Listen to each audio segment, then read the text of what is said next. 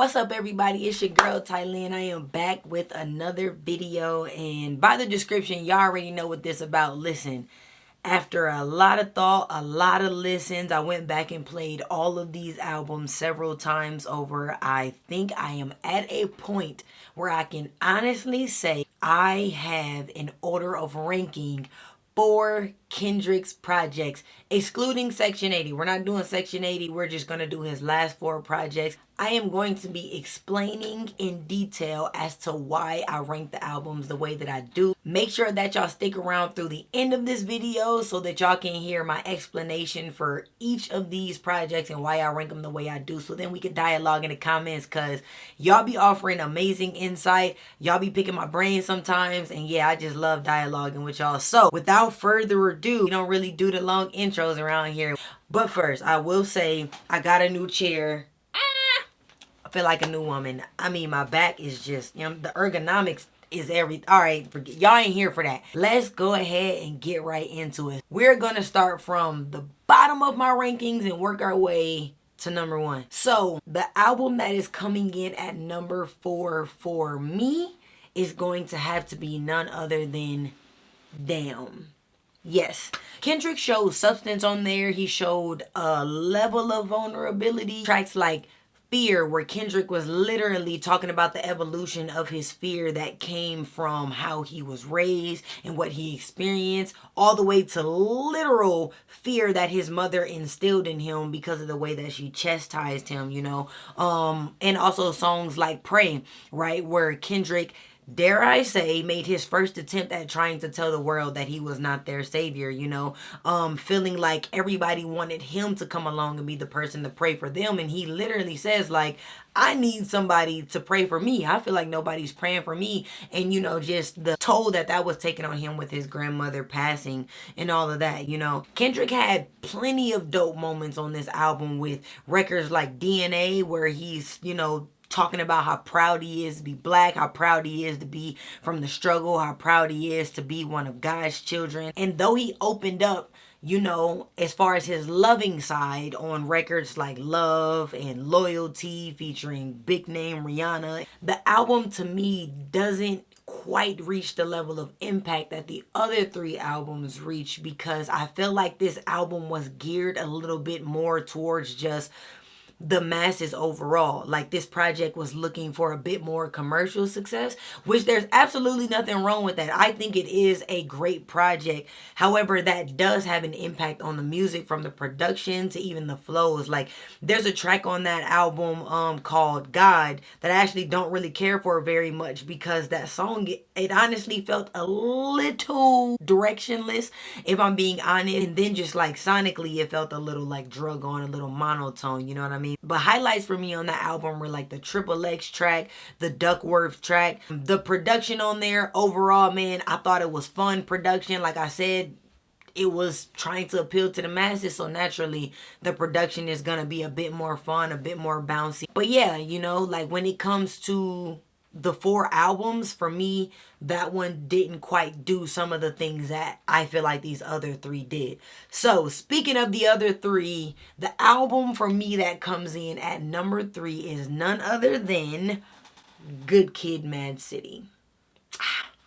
As far as an introduction album goes, this is one of the best that I've heard for several reasons, y'all. Kendrick made me feel as though I had been to a place that I had never been before, through how intricate and detailed his writing was with the way of life where he's from, you know, Compton, California. Kendrick established what his position was in regards to the climate of gang culture and being an affiliate, and how that literally shaped his mentality and his attitude, as well as his love for where he was from. The production on that album had an array of sounds that, like, at that time, nothing else really sounded like, and I can always appreciate something like that. He distinguished himself from other general artists by just the creative use of his voice, like literally changing his tones in songs like Don't Kill My Vibe or in Sing About Me. He created an endless party starter. I don't care if you at a concert, the club, your grandma's basement, a prep school. M.A.A.d City, it doesn't matter where you are. If anybody plays M.A.A.d City and there's people around, everybody going up.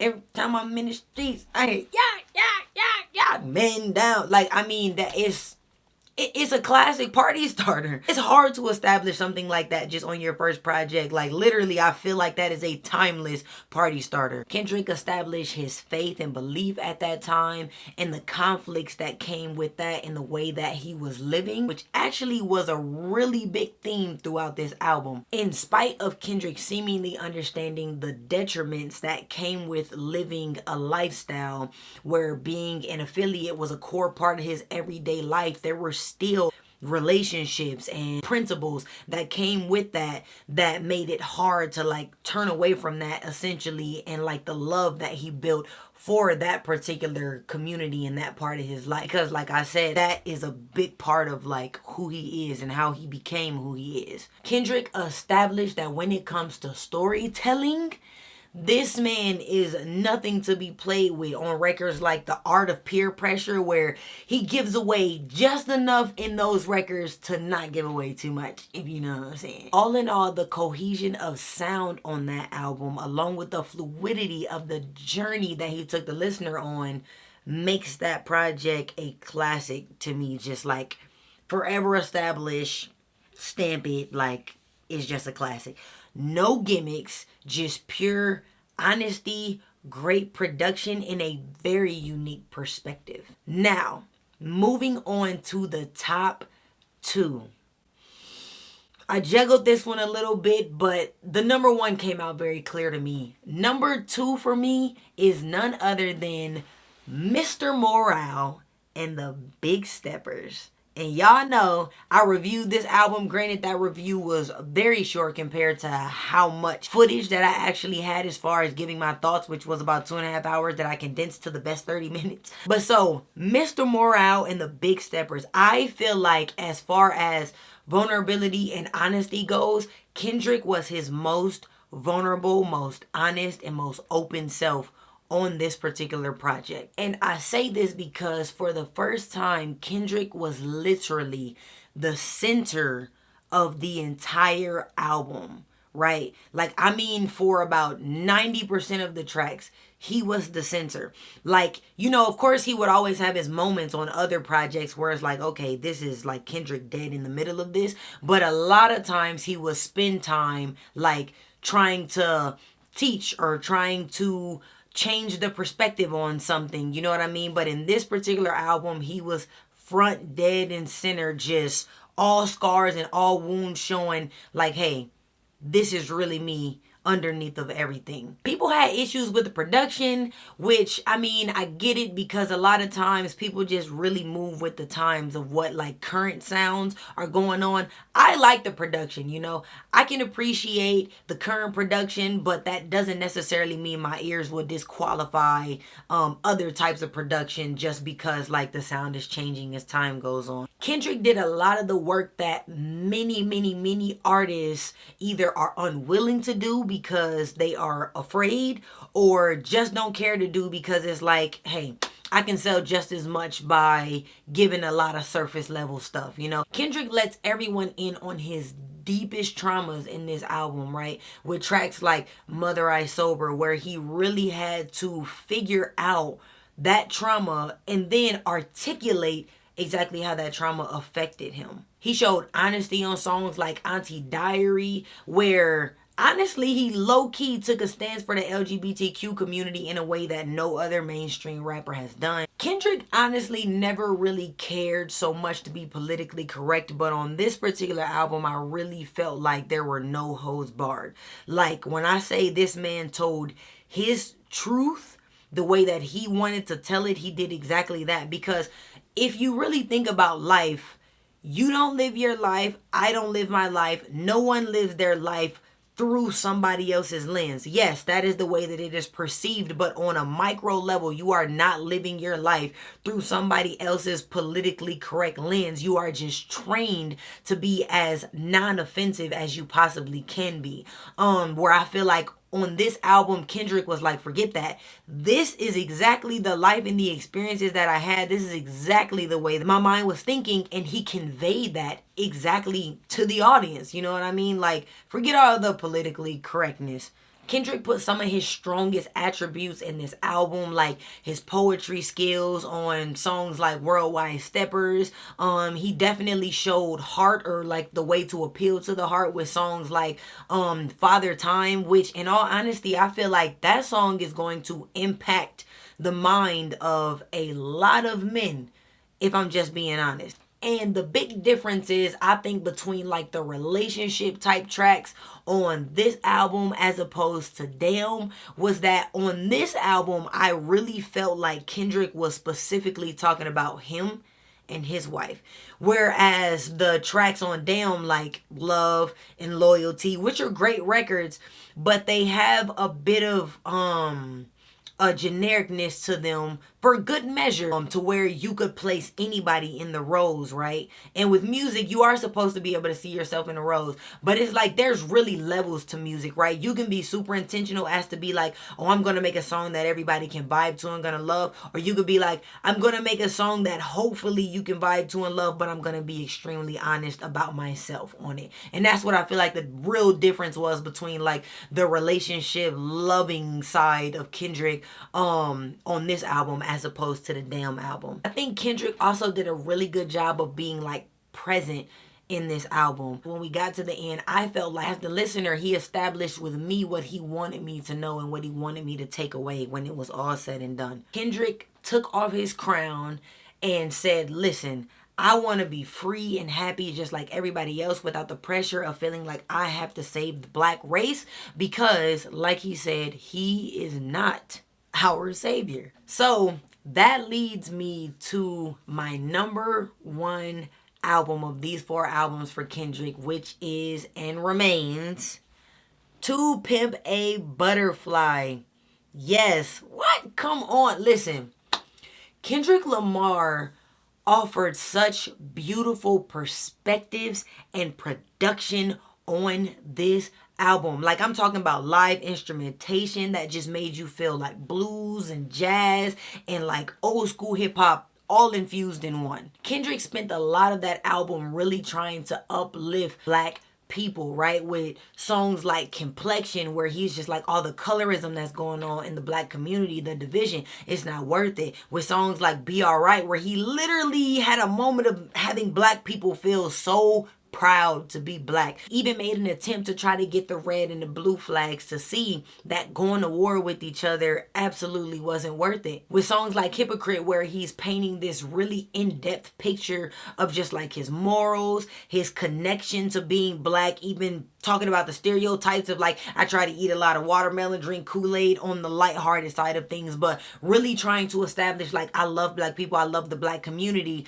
but then drops this bomb of like, but on the same token, I will do a lot of crazy things to somebody who's my exact complexion over the neighborhood that they live in, over the color flag that they banging with. And he does it in a way where he's like not necessarily trying to point the finger at anyone who's gangbanging, saying like, you need to stop, but instead he takes this stance of like, well, I'm just telling you what I have learned and reflected on, and it's like, if you see that in you through me and what I'm saying, then maybe it'll spark your mind to want to make a change. Which I feel like Kendrick does that really well, of just not necessarily pointing the finger, but making himself the martyr in essence, to give other people the chance to be like, I get that, or I relate to that, or maybe I need to change my mentality on that, because you know what I'm saying, that connection is there. Kendrick, he was also addressing like the political climate and politics at the time, and just all the differences between like the red and the blue, and how black people were putting on their faith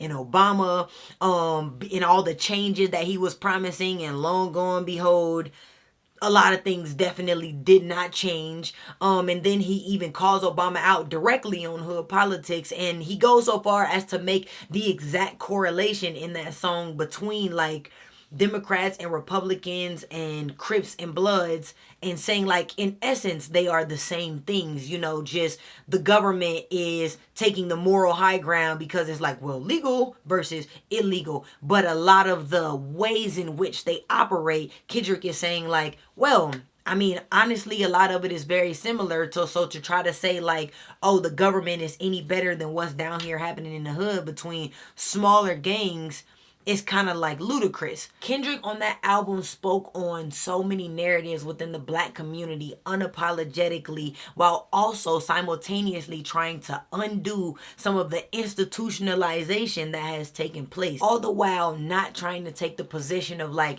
he's perfect or he's better than anyone, because he literally states himself that he is also institutionalized, but he's like, let's talk about it though. You know what I'm saying? Let's actually try to undo some of these mindsets. All around, to me, that album felt so well thought out. The production to me was timeless on that project, and then obviously Kendrick's lyrical capability, his skilled flow, all of that stuff peek through in that album. I feel like when you listen to Pimp a Butterfly, you can take away so many great moments, especially as a listener of color, you know, because if we're just being completely honest, you have artists who make a lot of neutral music, and then you have artists who, when they make music, you can tell exactly where their intentions are.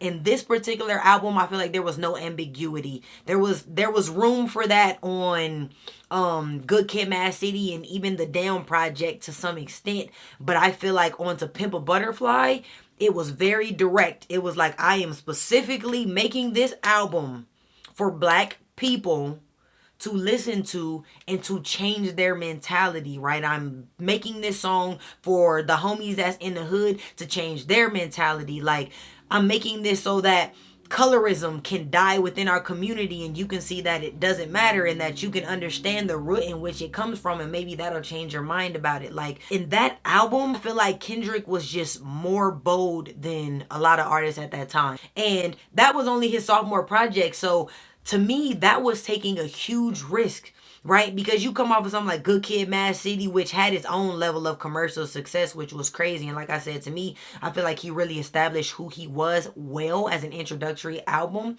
And that album to me is a classic for sure. I feel like it's aged really well. But to make To Pimp a Butterfly right after that, where you completely shift and you go, all right, this is not for the commercial success. This is not for everybody. This is specifically for my people. There's a lot going on in the world right now in this political climate in a black community that I am going to make something that I hope can shift the tide.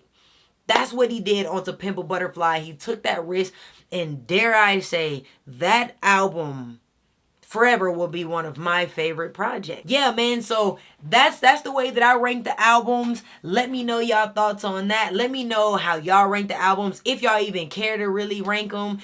Kendrick Lamar is all around dope. I love all of his projects. Like I said, that's just how I rank them. But either way it go, we show respect, period, because it takes hard to make art, baby. Yeah, I don't have anything else for y'all, man. My name is Ty Lynn. Thank y'all so much for watching. Be sure to subscribe to the channel. If you're not, give this video a thumbs up. And let me know what y'all want me to review next, what y'all want to talk about, because I'm game. I don't have anything else for you guys, man. God bless y'all. And with that, in my brand new chair, I am out. Psh.